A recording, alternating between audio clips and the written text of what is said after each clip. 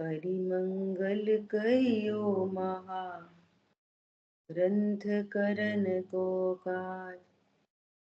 जाते मिले समाज सब, पावे निज पद राज। नमो अरहंताणं, नमो सिद्धाणं, नमो आयर्याणं, नमो वज्रायाणं, नमो लोये सहसापुरम्।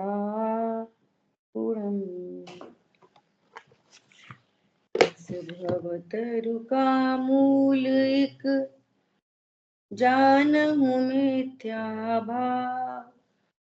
ताको करि निर्मूल अब, करिए मोक्ष उपाय।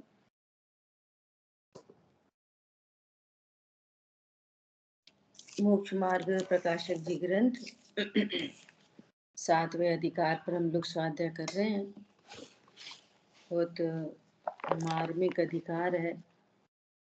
यहाँ जो जैन हैं और जैनाभासी हैं, उनकी यहाँ पर चर्चा चल रही है। विषय चल रहा है निश्चयाभासी मिथ्या दृष्टि। निश्चयाभासी मिथ्या दृष्टि। अब प्रकरण आगे है कि केवल निश्चयाभास के अवलंबी जीवों की प्रवृत्ति। कल तक अपन ने चर्चा की कि यहाँ उसने कोड किया कि पूर्व में भरतादि ज्ञानी हुए, उनके भी विषय कषाय रूप कार्य हुए हैं। तो हमको भी विषय कषाय होने तो क्या प्रॉब्लम है? वो अपने को ज्ञानी मानता है और जो भी राग आदि भाव होते हैं उससे मुझे बंध नहीं होता, क्योंकि जिनागम में लिखा है ज्ञानी निर्बंध है, ज्ञानी को बंध नहीं होता। विवक्षाएं पता नहीं है, ज्ञानी को बंध नहीं होता मतलब बोलो कौन बताएगा? बड़ा डिटेल में चर्चा कर ली थी। ज्ञानी को बंध नहीं होता, ये आगम वचन है। तो शाम को 5-6 बजे उल्टा ऐसा बोलेंगे, ज्ञानी के भोग भी निर्जरा के कारण बंध भी नहीं होता और निर्जरा होती है। मतलब उसको मिथ्यात्व रूप बंध नहीं होता, अनंत अनुबंधी चोक संबंधी। बहुत अच्छा। मिथ्यात्व और अनंत अनुबंधी जो अनंत संसार के कारण है, उनका बंध नहीं होता। तो प्रत्याख्यान आदि का नहीं होता, ऐसा नहीं। जो अनंत संसार के कारण है, ऐसे मिथ्यात्व अनंतानुबंधी का बंधन नहीं होता। और विषय भोगों से निर्जरा नहीं हो रही। किससे निर्जरा हो रही है? ज्ञायक के भोग से निर्जरा चल रही है। रहस्य है ना, हिडन। निर्जरा किससे हो रही है? ज्ञान के भोग से निर्जरा हो रही है। विषय भोगों से निर्जरा नहीं होती ज्ञानी को भी। तो अज्ञानी को बताना है ना, इसलिए कह रहे हैं देख उनके भोग भी निर्जरा के कारण बन रहे हैं। मिथ्यात्व और अनंतानुबंधी की निर्जरा चल रही है। तो ये क्या समझ गया कि भोग भोगने से कुछ नहीं होता। ख्याल में आ रही बात? ऐसा उल्टे उल्टे अर्थ निकाले हैं। तो कह रहे हैं कि ज्ञानी के, वो कह रहा है कि हमको जो हो रहे हैं वो तो मोह के उदय से हो रहे हैं। तो कह रहे हैं भैया ज्ञानी अज्ञानी सब कोई मोह के उदय से होते हैं, परंतु उनके ज्ञान में ज्ञायक बसा है। तेरे ज्ञान में तो ज्ञायक नहीं बसा। ख्याल में आई बात? ऐसा। दूसरी बात, जो शेष राग उत्पन्न हो रहा है उस राग में उन्हें स्वामित्व तो नहीं है। तीसरी बात, उसको बंद का कारण जानते हैं। चौथी बात, उसका अभाव करना चाहते हैं। तू तो उल्टा ये कह रहा है मुझे कोई बंद नहीं होएगा और मोह का उधर टलेगा, अपने आप खत्म हो जाएंगे, मुझे क्या, मैं तो ज्ञाता हूं बस। समझ में आ रही बात? इतनी सारी मिसिंग चल रही है ऐसा। तो कह रहे हैं इससे तुझे राग आदि होने का कोई विषाद नहीं है, उनके नाश का भी कोई उपाय नहीं है। ये सारी बात यहाँ पे कल अपनी हुई थी। ऐसा क्यों हो रहा है कि ऐसे सिद्धांत बिना सम्यक दृष्टि कैसे हो सकता है? नंबर 1, जीवादि तत्वों का श्रद्धान करने का प्रयोजन तो इतना ही श्रद्धान है। अस्थि से मैं ज्ञान स्वरूप हूं ऐसा जानना, और नास्ति से राग आदि का अभाव हो, क्योंकि राग आदि दुख रूप है। ख्याल में आ रही है बात? ऐसा। अभी देखो यहाँ पे भी एक टेक्नोलॉजी लगती है। जीव को कारण की तरफ से ये कहा जाता है तू तो अपने स्वरूप को जान। तो क्यों जाने स्वरूप को? कि अनंत बंध का कारण मोह मिटेगा और अनंत बंध का कारण अनंतानुबंधी मिटेगी। तू अनंतानुबंधी राग से दुखी है, राग दुख रूप है, आश्रव दुख रूप है। तो आश्रव का अभाव कैसे हो? कि आत्मा हूं ये जानने से। तो पूरी समय शक्ति किस में बताते हैं? कि अपने को आत्मा जानो, और आत्मा जानो के अतिरेक में ऐसा भी कह देते हैं कि तुम्हें राग नहीं मिटाने। क्यों नहीं मिटाने? वे मिट जाते हैं। जिसको नहीं जानने से हो रहे हैं, तो जानने से मिट जाते हैं। ख्याल में आ रही है बात? कितनी विवक्षाएं हैं आगम में, उस हर विवक्षा को समझना चाहिए। ख्याल में आई बात? अब ये ऐसा सुन के बोले सही बात है, अपन को तो राग मिटाना है, सही बात है राग मिटाना है, तो राग राग से तो मिटता नहीं। तो क्या बोलेंगे? तू स्वरूप को जान, वो मिट जाएगा। ऐसा अनेक विवक्षाओं से काम होता है। जहां जो विवक्षा हो वो समझना चाहिए। अभी बोले देखो लिखा है राग मिटाना नहीं है, अपने आप मिटता है। तो तू स्वरूप को भी नहीं जान रहा और राग मिटाने का उपाय भी नहीं है। ऐसा ठीक है। तथा भरतादि सम्यक दृष्टि के विषय कषायों की प्रवृत्ति जैसे होती है वह विशेष रूप से आगे कहेंगे। कल अपनी चर्चा हो गई, टोडरमल जी आगे कहेंगे, और अपन ने कर ली पहले ही चर्चा। क्या राग कल बहुत इंपॉर्टेंट पॉइंट आया था। वो कोई बात ऐसी आ जाती है वो मुझे ही बहुत अच्छी लगने लगती है, वो तो आ ही जाती है, बस करता कौन है।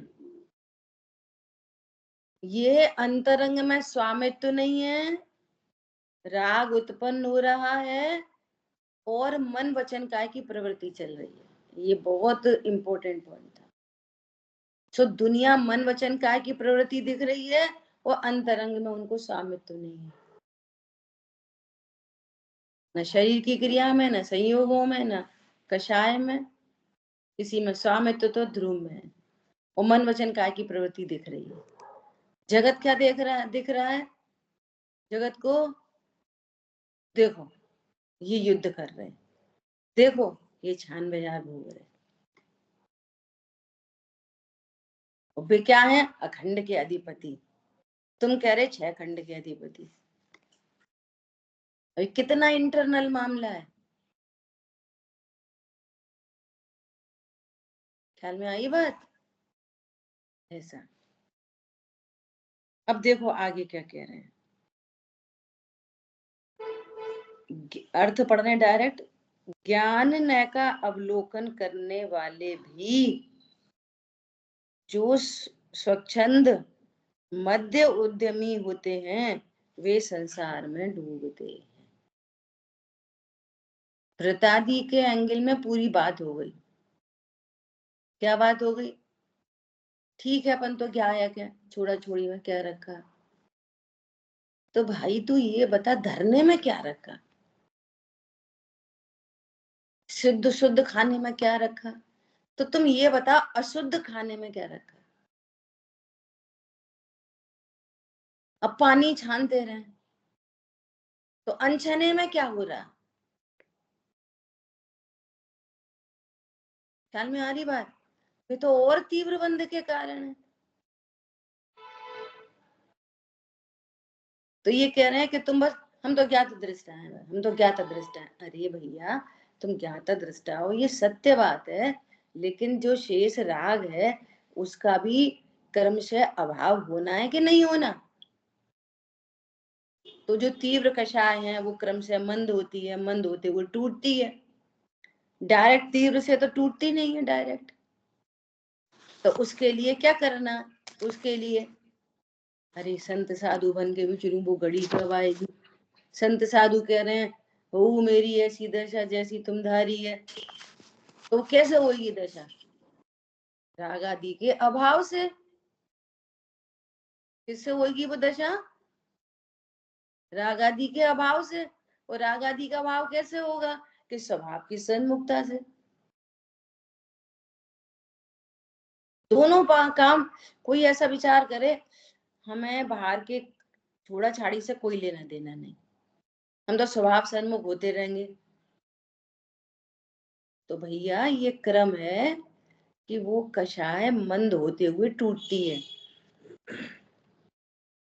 चर्चा हो गई बहुत अच्छे से।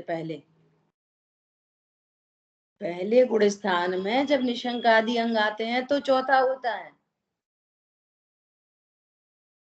पांचवें गुण स्थान में पहले अणुव्रत आते हैं तब पांचवा होता है। उस काल में स्थिरता विशेष होती है। क्या बोला? चौथे ही गुण स्थान में अणुव्रत आ जाते हैं चौथे में, और तब स्वान अनुभव के लिए बैठता है, तो स्थिरता विशेष होने पर पांचवा हो जाता है। पांचवें गुण स्थान में ही वीतरागता के अंश बढ़ते हैं, प्रतिमाएं बढ़ती हैं, तो महाव्रत पहले ही आ जाते हैं, तब वो टूटती है कषाय, और फिर स्वानुभव हुआ तो सातवा हो जाता है। आ रही है बात ख्याल में? तो तुम निरुद्यमी कैसे हो ये कह रहे हैं। तुम चौथे में हो, बहुत अच्छी बात है, पांचवी की तैयारी करो। तो कैसे करें? अकेले अनुव्रत से कि नहीं? दोनों। और तुम अनुव्रती हो, महाव्रत की तैयारी करो। कैसे? महाव्रत ले लें बस? नहीं, इधर महाव्रत, अंतरंग में स्थिरता। ख्याल में आई बात? सुमेल है ये।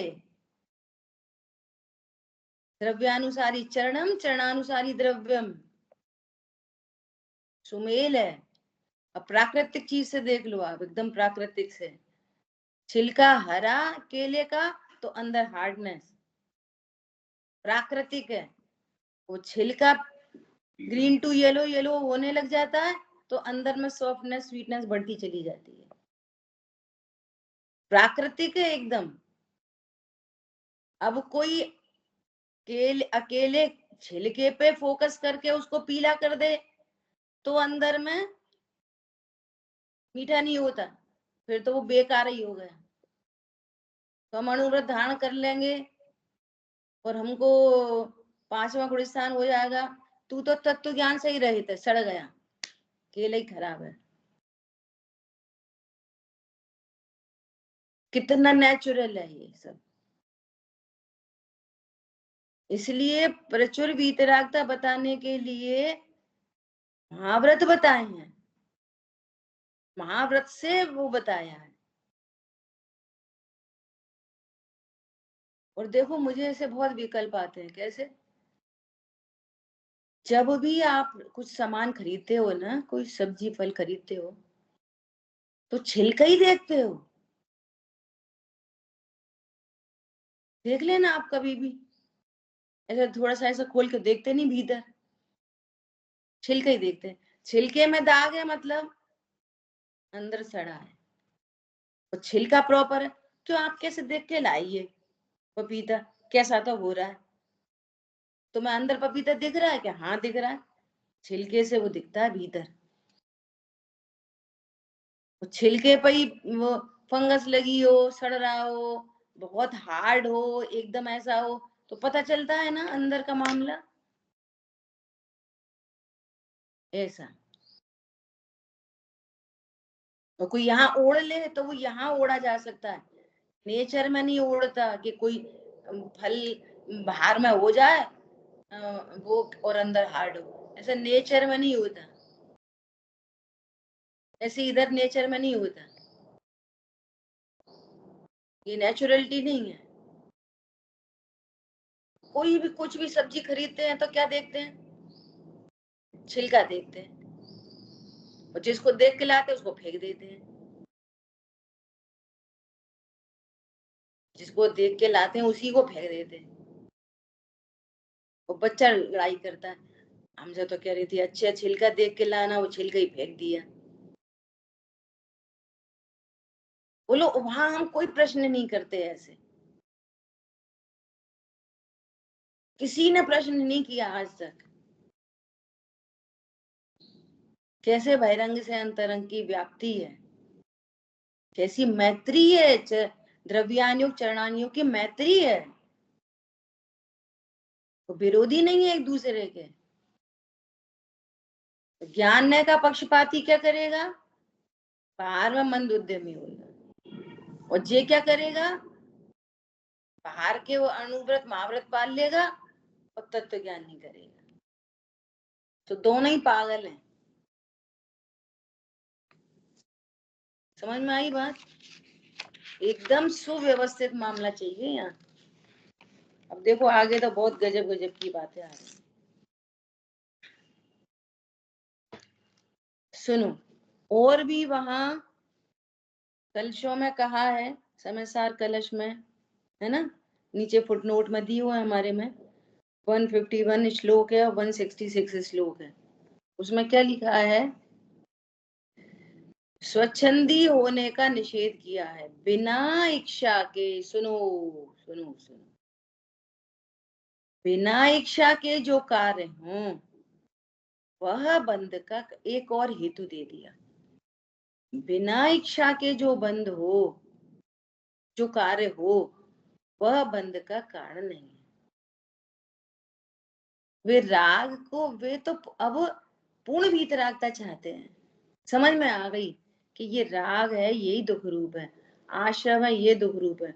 मेरी परिणति में सर्व राग का अभाव हो, पूरी टेक्नोलॉजी पता चल गई है कि देखो वे महावीर भगवान आज पूर्ण वीतरागी है, उन्होंने सारे राग का अभाव किया है। तो मुझे टेक्निक पता चल गई, स्वभाव सन्मुख हुए तो देखो मिथ्यात्व अनंत क्लेश मिट गया। हाँ मेरा क्लेश मिटा है।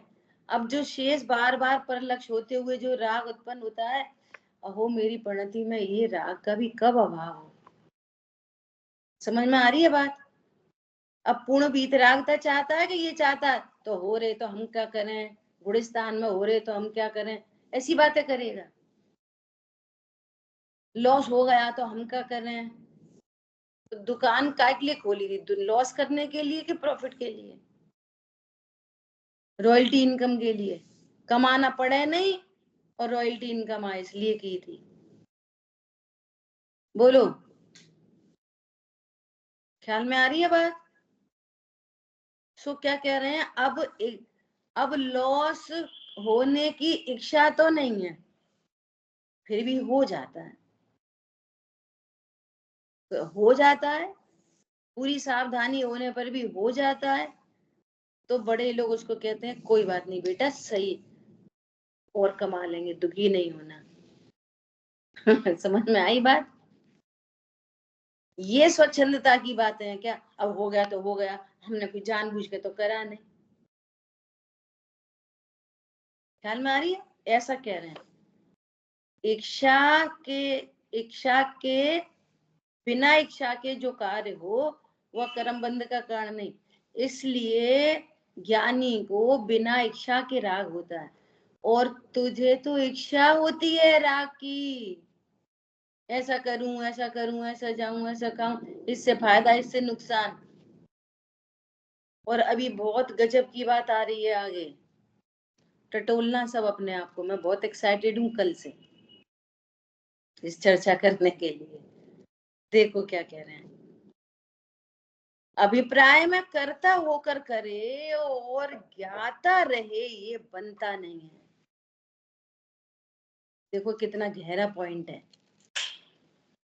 तेरे अभिप्राय में तो कर्तापना है, उससे लाभ हानि मानता है ना, और कहता है मैं ज्ञाता हूं। ये बनता नहीं है दोनों बातें एक साथ।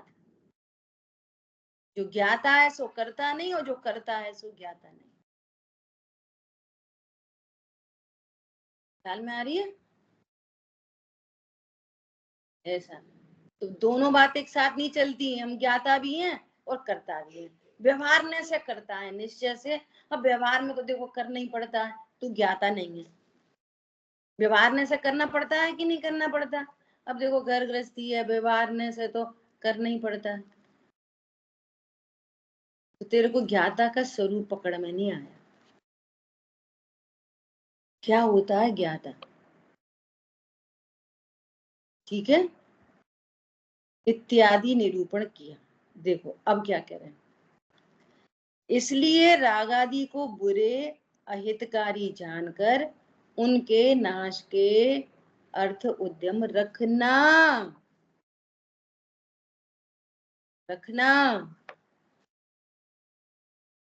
देखो एक एग्जाम्पल है, समझने के लिए एग्जाम्पल है। जो अपने बहुत क्लोज होता है ना, क्लोज, नियर एंड डियर कहते हैं जिसको लोक में, है ना। कोई बाहर वाला कुछ कह जाए ना तो उसका ज्यादा फर्क नहीं पड़ता, देख लेना। वो जो नियर डियर कहते हैं ना, जो वो अगर कुछ बोल दे तो उसका बुरा लग जाता है बहुत जल्दी। तो हम दुनिया को सुधारने ज्यादा नहीं जाते, वो तो बहुत जल्दी लेट गो हो जाता है। लेकिन जो अपना बहुत क्लोज होता है ना, लोक में कहते हैं जिसको, वो कुछ कहता है तो झट बुरी लग जाती है, फिर बुरा लग जाता है, फिर जवाब सवाल होने लग जाते हैं। तो बार बार क्या आता है, हमसे ऐसा नहीं बोला करो। और अंतरंग में ये पकड़ आ जाए, सुनना, सुनो बहुत ध्यान से, गंभीरता। अंतरंग में ये पकड़ आ जाए, देखा इन्होंने कुछ बोला और मुझे फिर बुरा लगा, कुछ बोला गया मुझे फिर बुरा लगा। तो मिटाना किसको है? बुरा अपने को बुरा लगना मिटाना है कि उनमें करेक्शन करवाना है? जिसको ये पॉइंट पकड़ में आ गया, अरे क्या बोल रहे हैं, ये बुरा लगने के, बुरा न लगे इस अर्थ उद्यम रखना है। क्या बोल रहे हैं? राग आदि को बुरे, जो अपने को बुरा लग रहा है वो बंध का कारण है, सामने वाला बुरा कह रहा है वो बंध का कारण नहीं है। तो उद्यम किसका करते हैं लोक में? धीरे नहीं बोल सकते, अच्छे से नहीं बोल सकते, अच्छे से नहीं कर सकते, सुनना। और बारंबार बारंबार ये निर्णय होने पर भी क्या अंतरंग में आता है, अरे फिर देखो फिर ये वाली बात बुरी लग गई, तो ये मुझे बुरी नहीं लगे, ये उद्यम रखना है। रखते हुए भी इच्छा नहीं है सामने वाले को टोकने की, और बिल्कुल इच्छा नहीं है तो भी टुक जाता है, उसको बंद नहीं होता। समझ में आ रही है बात? क्योंकि वो उद्यम बनते हैं, वो उद्यमी है।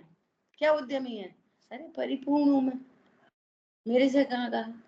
ख्याल में आ रही है? और तो भी कर्म के धक्के में टुक जाता है। समझ में आ रही है? मैं शब्द बोल रही हूँ जानबूझ के।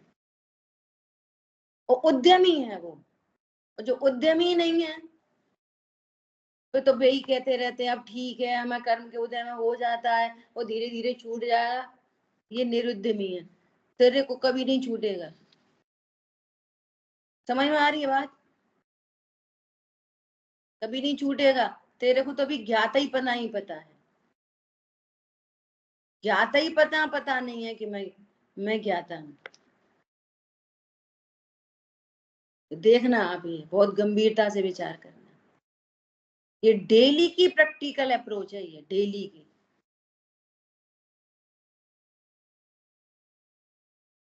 भाव नहीं है, बिल्कुल इच्छा ही नहीं होती क्या, लेकिन ये ऐसा राग के धक्के होते हैं। सामने वाले को देखो कि भाई तुमको डॉक्टर ने घी मना करा है, मत खाओ इतना घी, तो अब उसके क्रमबद्ध में जो कुछ है, उसका जो कुछ अब फिक्स है ना, तुम्हारे टोकने से वो टुक जाएगा क्या, समझ जाएगा। औधिक भाव के कान नहीं होते, वो सामने वाला काम का उसका काम होगा योग्यता प्रमाण, और भाव नहीं है तो भी राग के वशात वो परिणाम हो जाते। लेकिन वो उद्यमी है, क्या उद्यमी है, नहीं।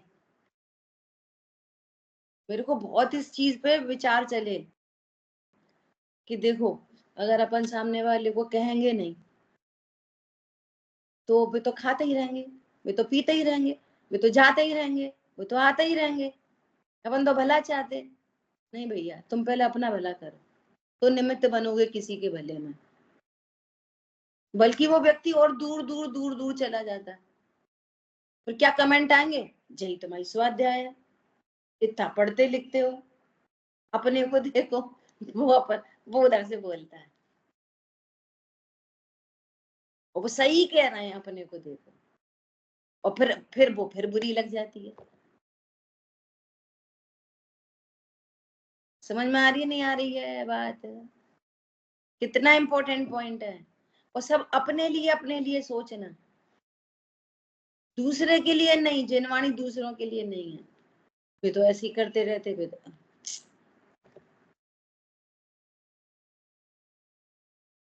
कितना अच्छा भजन है, रे ज्ञान मुकुर, कैसा है ये ज्ञान दर्पण, जो मुझे मेरे ही भाव दिखाता। एक तरफ क्लेश दिखाई देता है, दूसरी तरफ अथाह शांति का समुद्र दिखाई देता है। बोलो, चॉइस इज योर्स, क्या देखना चाहते हो, शांति की क्लेश। दोनों चीजें हैं सामने।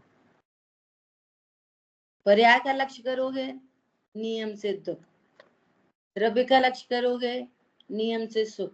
दोनों चीजें एट ए टाइम प्रेजेंट है। चॉइस आपकी, ठंडा की गर्म, ठंडा चलेगा कि गर्म, कोल्ड कॉफी की हॉट कॉफी, सोचो।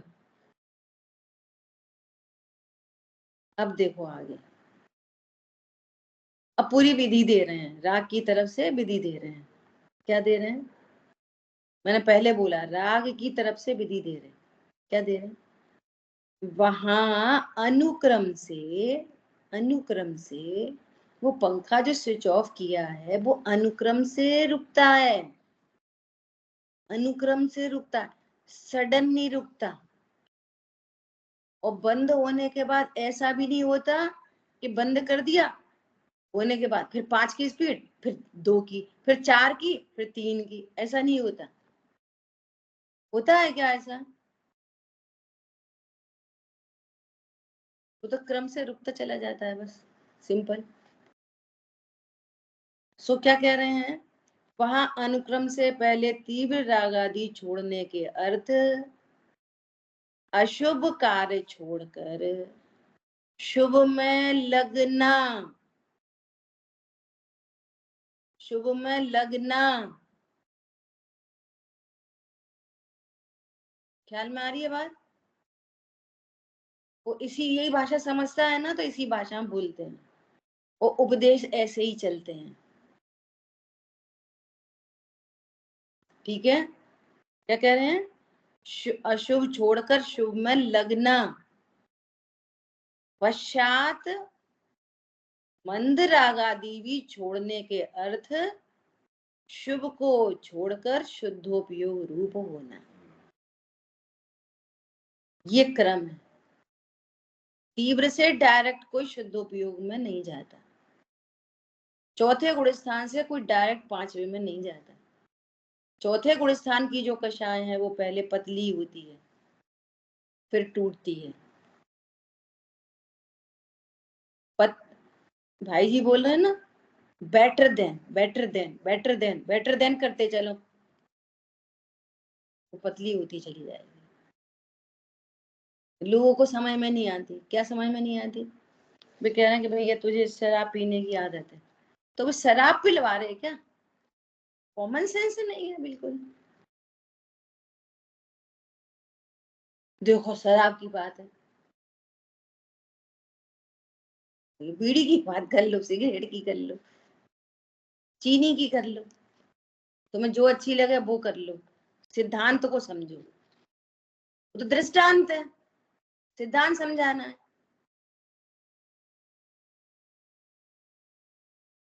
क्या कह रहे हैं? तुम भैया पहले तुमको डायबिटीज है, तुम 3 बार दिन में मिठाई खाते हो, सुबह नाश्ते में, दोपहर खाने में और शाम के खाने में। तो भैया तुम तीनों टाइम खाओ, लेकिन एक टाइम की आधी कर दो। इतना तो कर सकते, बेटर देन, इतना तो कर सकते। फिर एक टाइम की छोड़ कर 2 टाइम खाने लग जाओ, फिर 2 टाइम वाली में 2.5 कर दो, 1.25 कर दो, 1.5 कर दो। ऐसा तो कर सकते हो। सो बेटर देन करते चलो। क्या? अब तो हम चौके में छान के ही, पानी छान के ही पीते हैं। अब बेटर देन करो। बाथरूम में भी छन्ना लगाओ, क्या वो थैली लगाते? समझ में आ रही है बात? बेटर देन सब में लगा लेना। पहले हम शाम को 7 बजे तक पानी पीते, बेटर देन करो 6:45 कर लो, 7:30 6:30 कर लो, ऐसा better than better than better. तो हर दिन करना नहीं, उसका अभ्यास हो गया। अब अभ्यास में साल भर लगी, नो प्रॉब्लम, नो ही प्रॉब्लम। 2 साल लग गई अभ्यास में, आधा घंटा डाउन करने में 2 साल लग गई, कोई प्रॉब्लम नहीं। लेकिन आपके ज्ञान में जो अभिप्राय है वो छोड़ने का है, इससे आप बचे हो। क्या बोला? अभिप्राय क्या है? आधा घंटा कम करने का, चीजों को कम करने का। स्वाध्याय स्वाध्याय 2 घंटे कर दे, 15 मिनट बढ़ा दो, बेटर देन। क्लास में आने में 5 मिनट लेट होते, 3 मिनट लेट कर लो, 2 मिनट कर लो। ज्ञान में तो रखो टाइम से बिफोर टाइम पहुंचे, 5 मिनट पहले, बेटर देन। 10 मिनट लेट आ गए कोई प्रॉब्लम नहीं, 5 मिनट लेट आ गए कोई प्रॉब्लम नहीं। हम तो ज्ञाता हैं, वो तो क्रमबद्ध में तब आते हैं, तभी आते हैं। तेरी बात तो एकदम सच्ची है, पर तेरे अभिप्राय विरुद्ध होने से तू पक्का मिथ्या दृष्टि है। क्यों? आप ऐसे कैसे बोल सकते हो? ऐसे बोल सकते हैं, ये जिस गलती का सुधार होता है ना, उसका अभिप्राय ऐसे ही दिख जाता है, और जो गलती कंटिन्यू होती है पता चलती है कि ये लापरवाही है, जैसे पता चलता है। पंडित साहब ये वाली बात बहुत बोलते थे। अच्छा हाँ ठीक है साहब, क्षमा करना साहब। काय की क्षमा? तुझे पता ही नहीं है क्षमा काय की? काय बात की क्षमा बता? एहसास हो रहा है कि मेरे से ये मिसिंग हुई है? एहसास ही नहीं है। क्षमा किस बात की है? और हम क्यों क्रोध रखेंगे तुम्हारे लिए, अपना बुरा करने के लिए? हमारी तो क्षमा ही है, तुम मांगो तो, नहीं मांगो तो। हम तो यही विचार रखेंगे कि भैया क्या करे बेचारा, कर्म का प्रेरा है। हम थोड़ी ये विचार करेंगे कि देखो ये सुनते नहीं है, और वो गलती फिर दोहरा दी, वही गलती फिर दोहरा दी, और वो देख रहे हैं और वही गलती फिर दोहर रही है, और हर बार क्षमा मांगी जा रही है। काय बात की क्षमा? ठीक है ठीक है, आगे से करेंगे, आगे से करेंगे। तो तुम्हारा आगे पीछे कब आएगा, ये बहुत सोचना है। ये जैन धर्म पूरी साइंस है और बहुत गजब का ही शासन है। अपन को कोई बहुत बड़ी चीज हाथ लगी है जिसकी हमको कीमत नहीं आ पा रही है शायद, और आ गई है तो धन्य हो। क्या बोला, आ गई हो तो धन्य मानना, अपने आप को शाबाशी देना है सर। देखो अभी क्या कह रहे हैं, अब टेक्निकल बात आ रही है, बहुत संभव धैर्य से समझने जैसी है। देखो, तथा कितने ही जीव, सुना, अशुभ में क्लेश मानकर व्यापार आदि कार्य व स्त्री सेवनादि कार्य को भी घटाते हैं। तो अच्छा ही करते हैं ना, क्या दिक्कत है इसमें, कोई पकड़ सकेगा इस लाइन में। भाई जी 10 रुपया इनाम देते हैं, अपन 100 देंगे। बोलो शांतनु जी, बोलिए क्या समस्या है इसमें। नहीं, बुआ जी क्लेश मानता है, बहुत अशुभ में बढ़िया, क्लेश मान कर छोड़ रहा है इसलिए। क्लेश मान के छोड़ रहा है,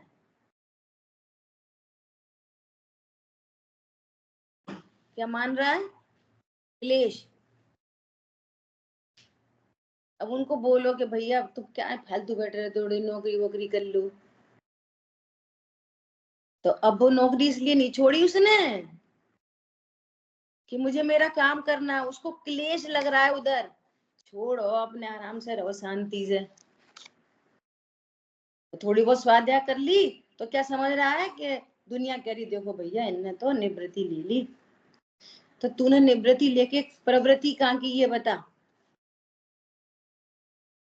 अब उसको दुकान खोलना, ऑफिस जाना, खरीदना बेचना क्लेशकारी लगने लगा है।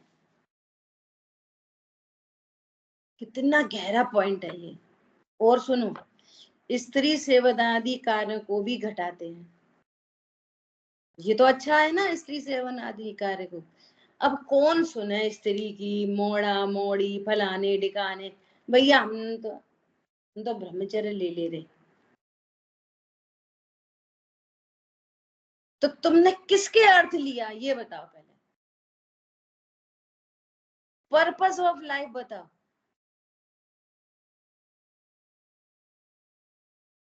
क्या है पर्पस, क्या है तुम्हारी लाइफ का। शादी नहीं करो ये पर्पस है बस, व्यापार धंधा नहीं करो और आराम से रहो, और दुनिया कहेगी धर्मात्मा है। हमें धर्मात्मा तो होना नहीं है, हमें तो दिखाना है।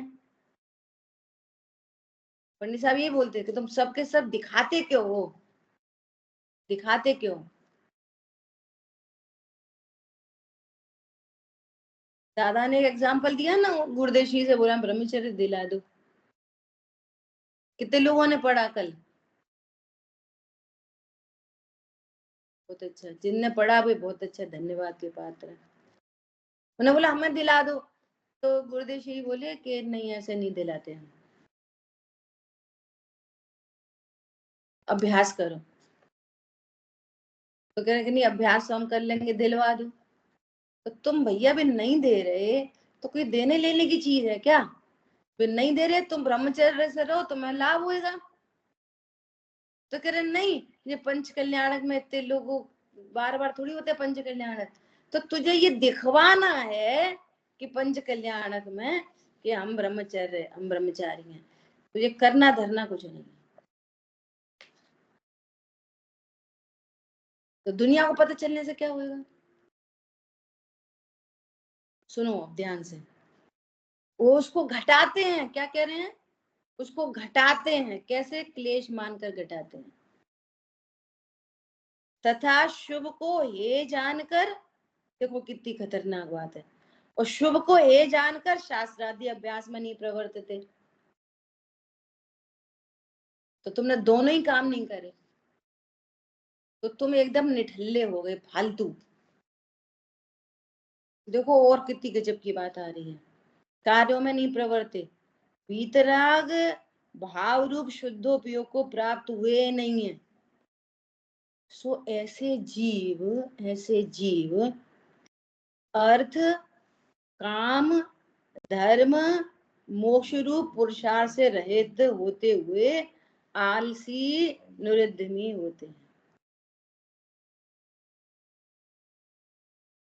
बोलो, यदि आपको वीतरागता प्रकट नहीं हुई है, आपको आत्मिक शांति नहीं है और तुमने बाहर में ये सब ओढ़ लिए हैं, तो तुम तो लौकिक, तुम तो अर्थ और काम का भी पुरुषार्थ तुमने छोड़ दिया। बोलो आप। और दादा ने वहां आगे लिखा, मैंने इसलिए पढ़वाया था, दादा ने आगे लिखा कि सुनो भैया, ब्रह्मचर्य प्रतिमा है 7वीं, वो है पंचम गुण स्थानवर्ती, और पंचम गुण स्थानवर्ती ऊपर वाली प्रतिमाओं में अभी घर में रह सकता है, वो घर में रहे, कमाए धमाए, अपना भार खुद उठाए। तुम दूसरे पे भार बन गए, तुमने पूरे समाज की व्यवस्था चरमरा दी, तुम फालतू प्राणी हो गए। क्यों?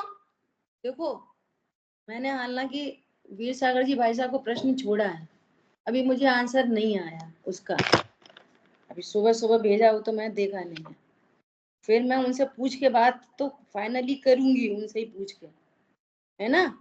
परंतु मेरे ज्ञान में जो आ रहा है, बात थोड़ी सी ऐसी है, अजीब सी लग सकती है किसी को, लेकिन सब मैच्योर बैठे हैं। देखो, लोक में काम पुरुषार्थ क्यों कहा, मैंने ये प्रश्न छोड़ा है भाई साहब को, काम पुरुषार्थ क्यों कहा जानते हो? ऐसा कहते हैं कि जो हाई मेंटलिटी वाले, ये हमने साइंस में पढ़ा था, बायोलॉजी में, जियोलॉजी में पढ़ा था, जो हाई मेंटलिटी के लोग होते हैं, अच्छे लोग होते हैं, उनसे आगे की जनरेशन अच्छी आती है, अच्छी डेवलप्ड संतान उत्पन्न होती है। तो तुमने ना तो धार्मिक काम किया और ना तुमने समाज को अच्छा व्यक्ति दिया। ख्याल में आ रही बात? मैं अपने ज्ञान से कह रही हूँ ये वाली बात। नहीं तो काम को पुरुषार्थ क्यों कहते? समझ में आ रही है बात? अच्छे जीन्स होते हैं ना, तो वो अच्छी खेती होती है, उससे समाज का सबका भला होता है। तो तुम अगर अपना काम करने चले हो तो कोई दिक्कत नहीं,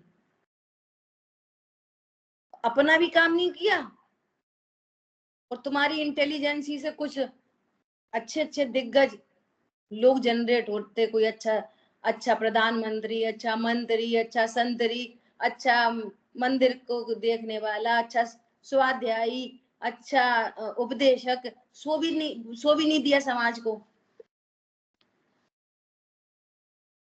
तो तुम पता, दोनों संसार और मोक्ष दोनों की तरफ से निठल्ले व्यक्ति सिद्ध हुए। कितनी खतरनाक बात है। भाई जी पंडित साहब बोलते कि तुमने निवृत्ति ले ली तो ठीक है, तुम्हारी प्रवृत्ति कहाँ है ये बताओ। निवृत्ति तुमने इसलिए नहीं ले ली कि आप निवृत्ति चाहते हो, वो अब तुमको क्लेशकारी लगता है। कौन जाए, कौन कमाए, कौन खाए, बच्चों को पाले, कौन उनको पाले, कौन शादी करे, कौन मोड़ा मोड़ी सुने। छोड़ो और फिर क्या करो, समाज पर डिपेंड हो जाओ।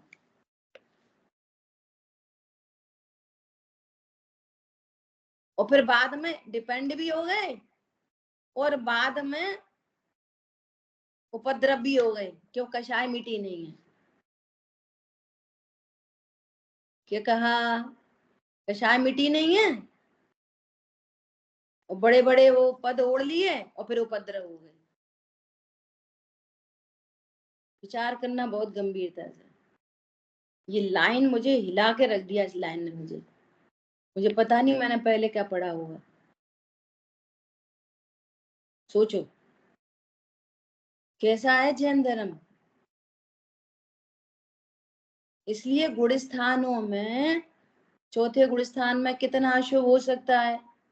हमारे यहाँ स्वीकार है वो होता हुआ अशुभ, होता हुआ शुभ स्वीकार है उस गुण स्थान में। ये कह रहे हैं कि तू चौथे गुण स्थान वर्ती है, तू घर गृहस्थी वाला है, तो तेरे पास योग्य परिग्रह होना चाहिए। ये जैन धर्म है। तुम्हारे घर में कल कोई रिश्तेदार आए, कोई आए, तो तेरे पास बर्तन नहीं हो, उसके उड़ाने के बिछाने के बिस्तर नहीं हो, तो ऐसा गृहस्थ बेकार है। परिग्रह का उपदेश नहीं है, सिस्टम है ये। और तुम चौथे गुण स्थान में ही अनुव्रती हो जाओ कि महाव्रती हो जाओ, तो तुम्हें बंध तो उतना ही हो रहा जितनी कषाय भाव है। अप्रत्याख्यान का बंध उसको भी हो रहा जिसने अनुव्रत ले लिए, महाव्रत ले लिए। और अप्रत्याख्यान का बंध उसको भी हो रहा जो गृहस्थी में रह रहा, और अप्रत्याख्यान का बंध उसे भी हो रहा जो 6 खंड के बीच में। सबको हो रहा।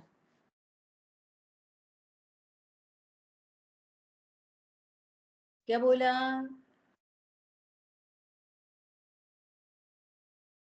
तो ओड़ा आड़ी नहीं करो, धरातल पे रह के काम करो।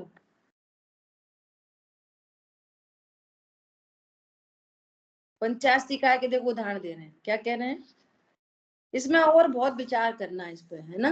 एक उनकी निंदा पंचास्तिकाय की व्याख्या में की, उनके लिए दृष्टांत दिया कि जैसे बहुत खीर शक्कर खाकर पुरुष आलसी होता है, वह जैसे वृक्ष निरुद्यमी है, वैसे वे जीव आलसी निरुद्यमी हुए हैं। तुम अपना काम कर रहे हो ना, नो प्रॉब्लम, कोई नहीं बोलेगा शादी करो, अच्छी बात है। तीव्र कषाय से तो मंद कषाय, मंद कषाय से, लेकिन वो उसका पर्पस बताओ, आपकी लाइफ का गोल बताओ, गोल क्या है। आजकल ये फैशन चल गई है। क्या फैशन चल गई है? चल लड़कियां भी, आजकल लड़कियां, हमें शादी नहीं करनी। भैया क्यों नहीं करनी शादी? कि हमको इसलिए नहीं करनी जी, हम तो देखते हैं अपनी भाभीियों को, मम्मियों को, हमें जी मम्मी हमारी जीवन भर पापा के अधीन रही। भैया हम नहीं सुन सकते। भाभी हमारी ऐसी बेचारी परेशान होती रहती, मोड़ा मोड़ी, वो बीमार होता, वो उसको सुसु पोटी, वो जुकाम खांसी, हॉस्पिटल, भैया अपन नहीं कर सकते, तो हमको शादी नहीं करनी। तो नहीं करनी तो तुम ब्रह्मचर्य ले लो, सो वो भी नहीं लेना। हम तो जॉब करेंगे और स्वाधीनता से रहेंगे। बोलो कितने बच सकते हैं ऐसे? कितने बच जाएंगे? अच्छा ऐसा करो कि आप ब्रह्मचर्य रहो, चलो ठीक है, जॉब भी कर लो और तुम ब्रह्मचारी बहनों के सानिध्य में रहो, जिससे कि हमारे परिणाम मलिन नहीं हो, किसी के बीच में रहो। सो नहीं, हम तो पीजी में रहेंगे। ख्याल में आ रही है बात? बोलो कैसे काम चलेगा? तुम ना उधर के काम के रहे, ना इधर के काम के रहे, ना अपने ही काम के रहे, कुछ भी काम के नहीं रहे।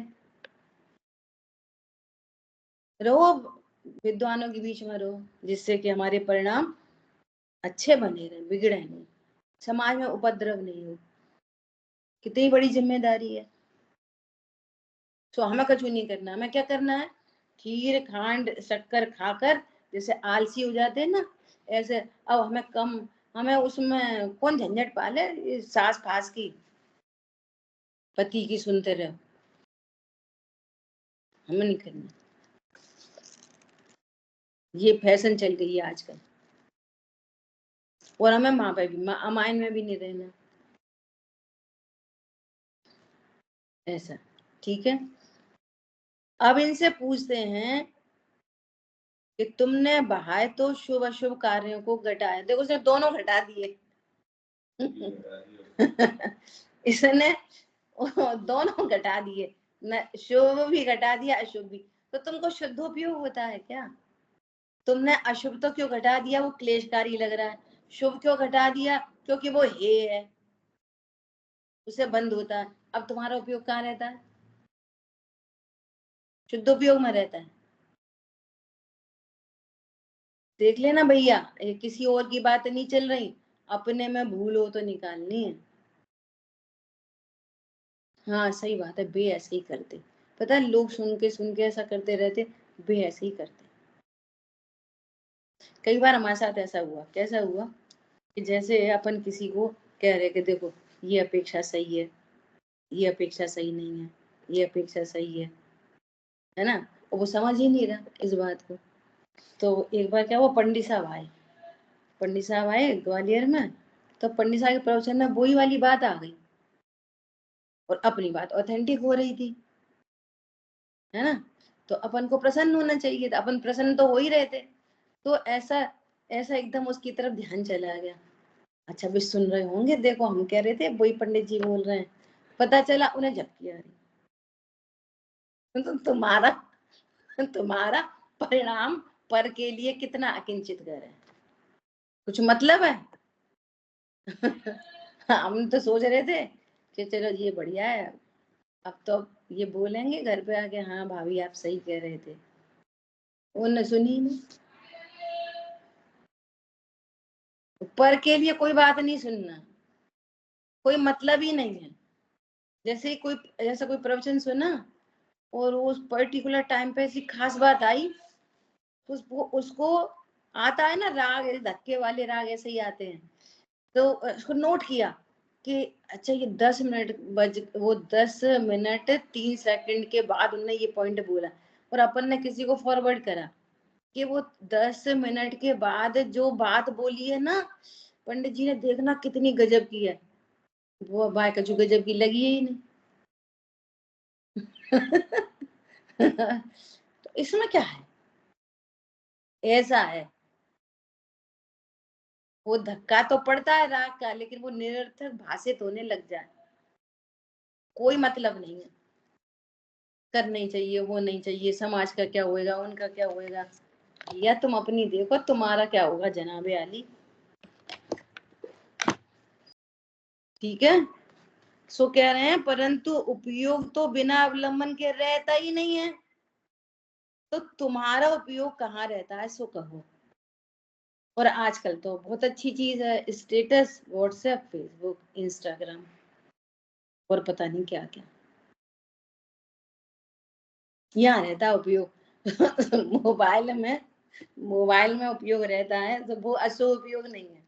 ये भी और एक गजब की बात है।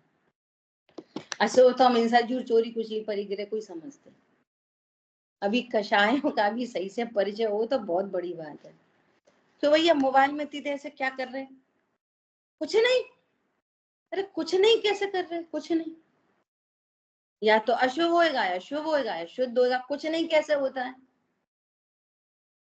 सीधा आंसर क्या आता है? क्या कर रहे थे इतनी देर से? कुछ नहीं। तो तुम खाली डिब्बा हो क्या? कुछ नहीं। ज्ञान की पर्याय में कुछ नहीं होगा, श्रद्धा की पर्याय में कुछ नहीं होगा, जीरो, खाली जा रही, खाली।